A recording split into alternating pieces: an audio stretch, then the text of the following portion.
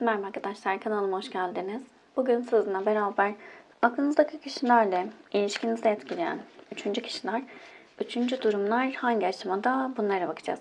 İlahi güçten en net bilgileri alarak aktarabilmek için niyetimi oluyorum. Enerjiye dahil olmak için niyet almanız yeterli olacak. Kartları hazırlayıp hemen geliyorum.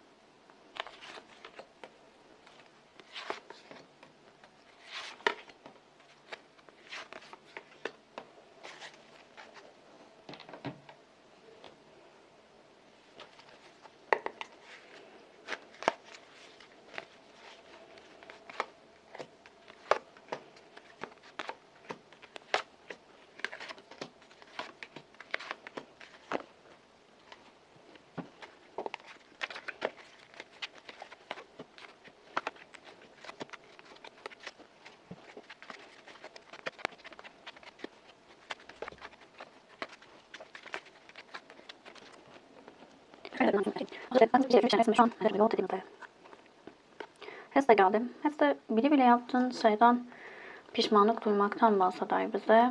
Ödül kartı, pişmanlık, beklemek ve kılıç dörtlüsü dedi.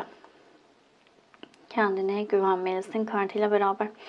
Şimdi aralarında şu anki aktif enerjiye baktığımızda biraz sessiz sakin enerjilere geçmiş olabilirler. İki tarafta kendini çektiği, kendini dinlenmeye aldığı, daha böyle sakin bir enerji içerisinde olmak istediği bir sürecin içerisinde olabilir. Ancak burada öyle bir şey var ki iki tarafta ne kadar sakin, sessiz görünüyor olursa olsun. Şimdi kılıç dörtlüsündeki resmedili işte burada bir asker yatar ve 3 tane kılıcı duvarda asılıdır. Ama bir tanesi de hemen başucundadır. Çünkü herhangi bir tehlike anında hemen savaşmaya hazır, kendini korumaya hazır enerjilerdedir. Şimdi burada bunu söylemekteki amacım çok sessiz, sakin enerjilerde olabilirler. Hiçbir şey yapmıyormuş gibi görünüyor olabilirler. Süt liman gibi görünüyor olabilir aralarındaki durum ama iki taraf da çok ciddi bir şekilde tedirginlik içerisinde. Sadece sorunlar beklemeye alınmış diyebiliriz.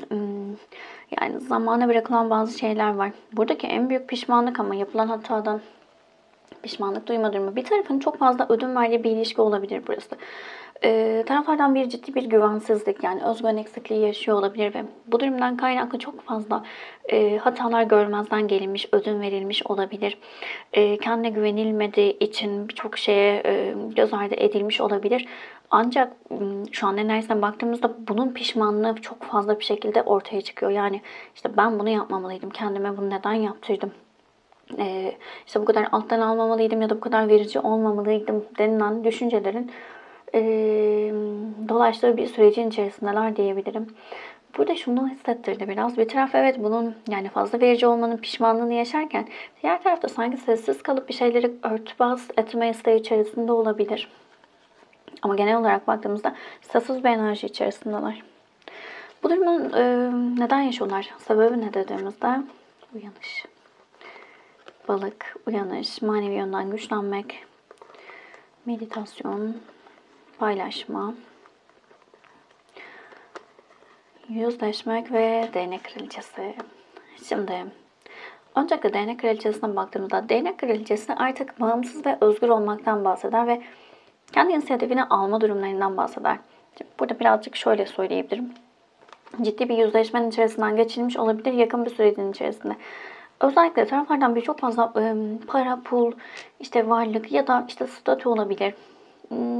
Yani beraberliğin içerisinde o sevgi tarafının dışında, tamam belki hepsi olması gerekiyordur, dengeli olması gerekiyordur. Yani her şeyde olduğu gibi dengeli olması gerekiyor zaten ama taraflardan biri sevgiden çok işte o mantık tarafını fazla çalıştırdığı bir beraberlik olarak görmüş olabilir bu tarafı. İşte ben işte şu beraberliğin içerisinde olsam mutlu olurum, param olur, işte şuyum olur ya da rahatım olur. Yani bir sürü şey söyleyebiliriz, duruma göre değişebilir. Bu şekilde bakmalar, konuşamadım. Bu şekilde bakmış olabilir duruma, ilişkiye. Ve şu an bunun ortaya çıktığı bir sürecin içerisinde. Çünkü çok fazla paylaşma enerjisi varmış ancak bir taraf sadece alma enerjisinde kalmış. Yani sadece bencilce enerjilerin içerisinde kalmış olabilir. Burada bazı şeylerin artık ortaya çıkması, yüzleşmenin gerçekleşmesi, yüzleşmelerin gerçekleşmesiyle beraber ciddi bir uyanışın ortaya çıktığını söyleyebilirim. Şimdi bazı yalanlar varsa ortaya çıkan, bazı işte aldatmalar, şunlar bunlar varsa ortaya çıkan. Bu yüzleşmeyle beraber aslında karşı tarafta manevi yandan güçlendiğini, yaşadığının farkına vardığı bir sürecin içerisinde girmiş olabilir.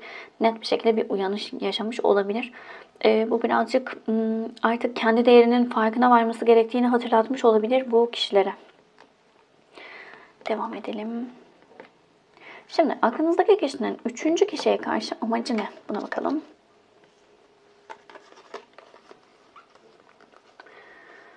Sağ geldi. Cesaretli olmak, adım atmada kararlılık, doğru seçimler, hayal, üzüntü, hiçlik ve kupa ikilisi.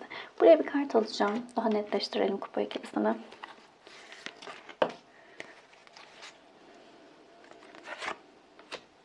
Kılıç ası.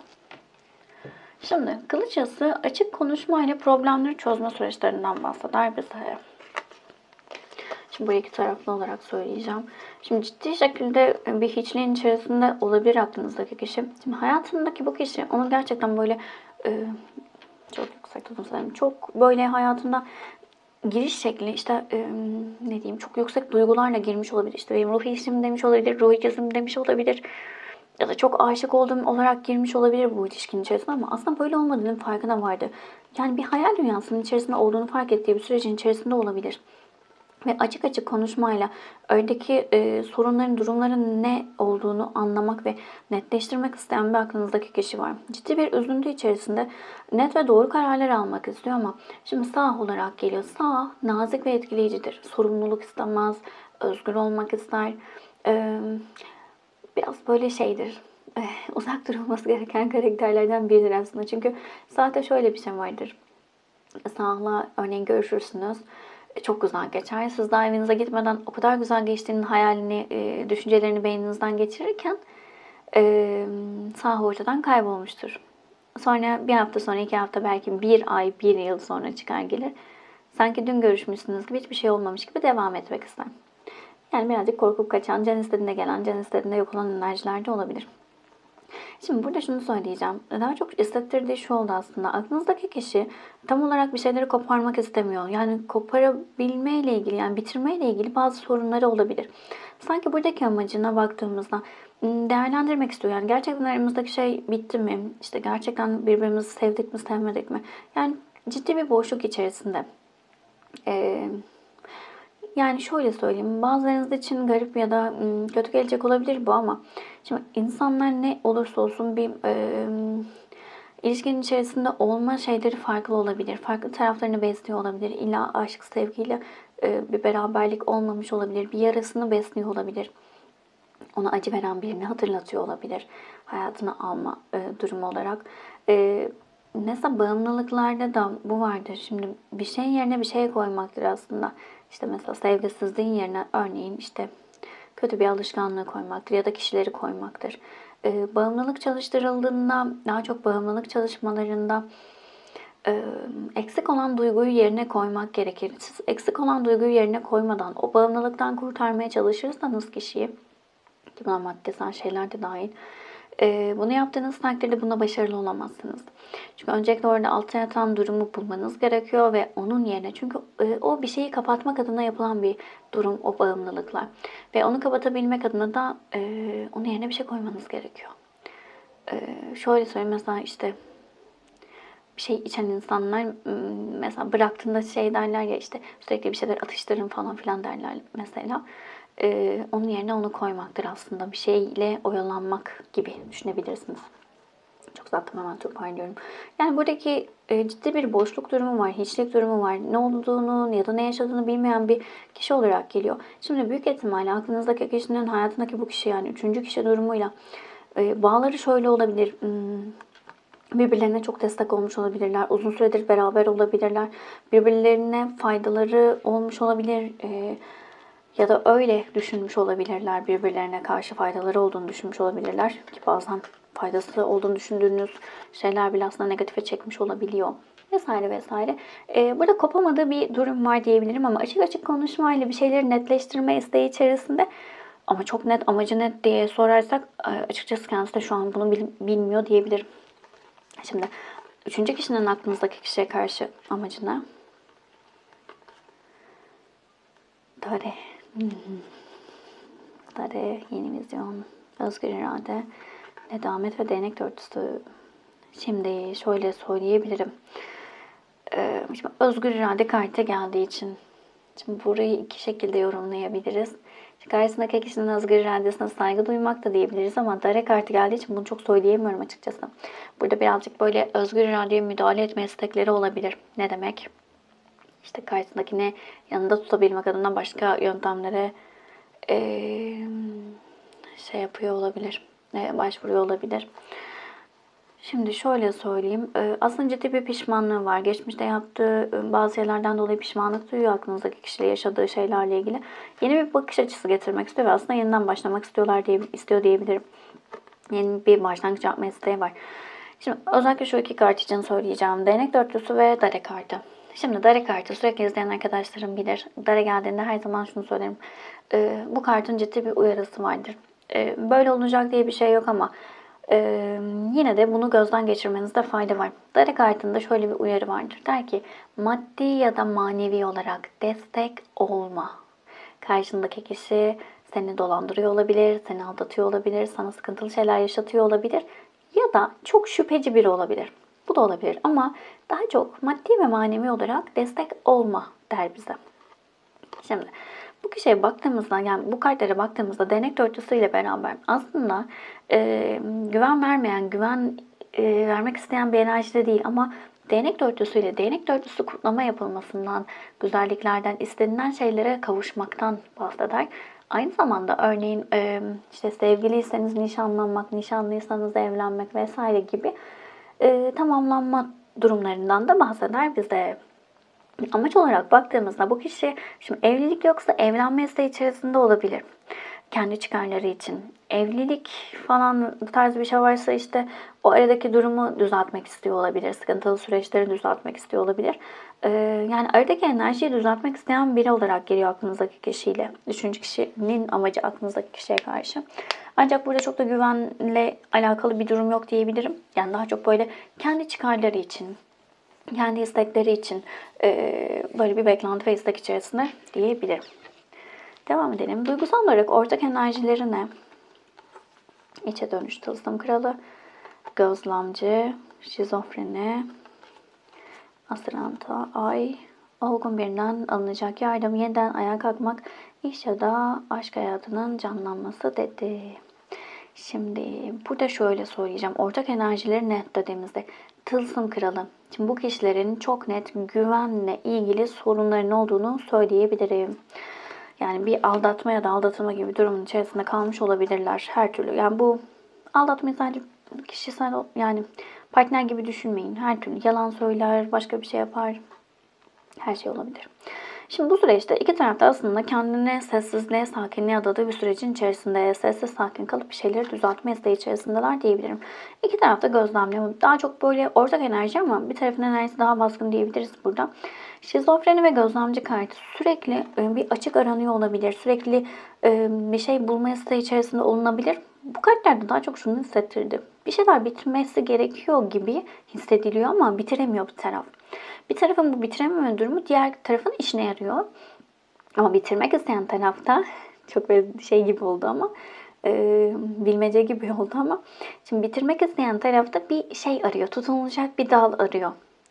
Çünkü bitirmeyle ilgili korkuları var. Kendini orada kanıtlaması gerekiyor kendine diyelim.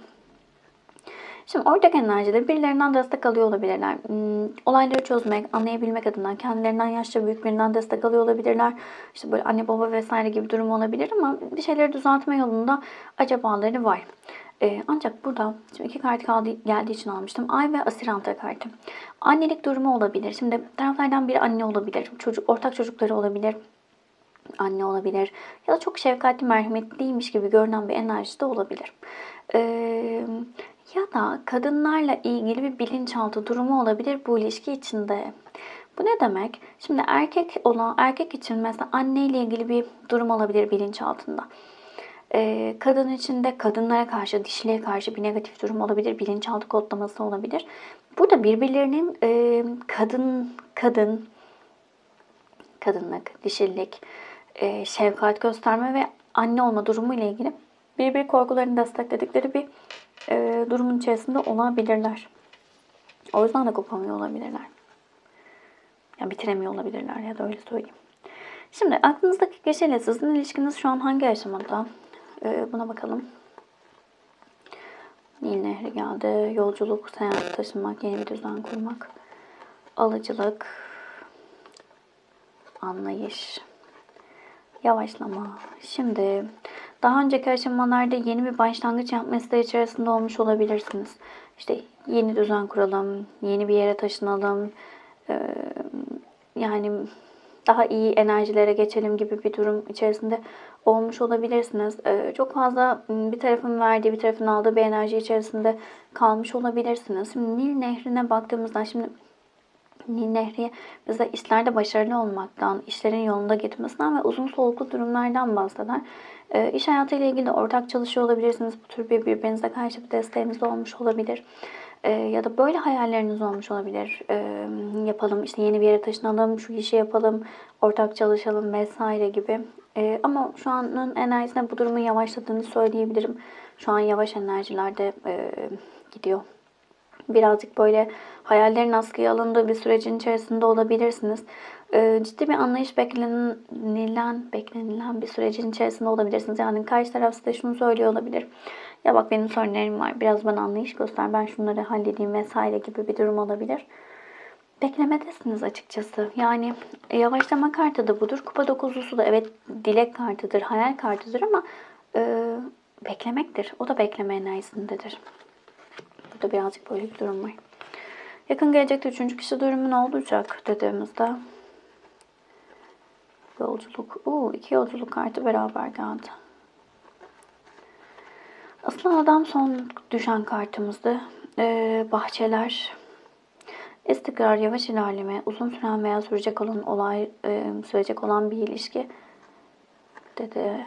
Yolculuk. İki yolculuk kartı geldi. Başlangıç ve güneş kartı. Şimdi şöyle söyleyeceğim. Bir kart alalım. Şimdi burada sürekli onlar için güzel şey söylememi isteyen arkadaşlar bana kızacak ama yapacak hiçbir şeyim yok. Gelen kartlar neyse o. Takılıyorum sanırım böyle şeylere. Şimdi açıkça söylemek gerekirse çapa kartı da geldikten sonra bunun hani başka bir şey yok.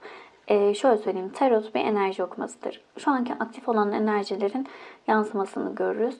Enerjiler her zaman değişebilir. Durumlar, kişilerin bakış açısı, yaşadıkları, karşılaştıkları bazı durumlar enerjilerin değişmesini sağlar. Yani şöyle, çakralarımızı düşünün. Günlük bile değişebiliyor. Saatlik bile, anlık bile değişebiliyor. Konular üzerinden bile değişebiliyor. O yüzden bunu unutmayın. O yüzden duyduğunuz şeylerde hoşunuza gitmeyen bir yer varsa sevgiyle kabul edip sisteme geri iade edin. Hoşunuza gidenleri de alıp kabul edin. Bu yüzden enerjiyi her zaman siz değiştirebilirsiniz. En azından kendi hayatınızla ilgilileri söylüyorum. Başkalarının şunu yapın, bunu yapın demiyorum. Kesinlikle. Sadece kendi enerjinizi ve kendinizde şifalanması gereken yerlere değişiklik yaptığınızda, şifalandırdığınızda hayatınızın değiştiğini göreceksiniz zaten. Dedikten sonra hemen başlayalım. Şimdi bu noktada şöyle, burada güneş kartıyla beraber güneşin çıktığı yanında hangi kart olursa olsun, ne olursa olsun burada bir aydınlanmanın, şifalanmanın olduğunu bilmeliyiz. Sürpriz gelişmelerin olduğu bir sürecin içerisinde olacaklar. Ciddi bir yolculuk kararı olabilir. İşte yer taşınma, düzen değişikliği, böyle bir durumun içerisine girebilirler. Daha çok böyle bu zamana kadar özellikle uzun bir süredir beraberlerse eğer bu beraberliğin devam etmesiyle ilgili o uzun olma durumunun verdiği bir artıyı değerlendirecek olabilirler. Yeni bir başlangıç yapma isteği içerisinde olacaklar. Bu durumun ama en büyük sebeplerinden biri çapa kartıyla aile olabilir. Aileler izin vermiyor olabilir bazı şeylere. Ya da kişilerin köklerle, aile ile ilgili tanımlamalar ile ilgili durumlar olabilir. Umarım anlatabildim. Kolektif bir açılım. Hepsiyle uyumlanamayabilirsiniz ama içerisinden mesajlar almaya odaklanın lütfen. Videoyu beğendiyseniz beğen tuşuna basabilir, abone değilseniz abone olabilirsiniz. Teşekkür ederim vakit ayırdığınız için. Başka videolarda görüşmek üzere, hoşçakalın.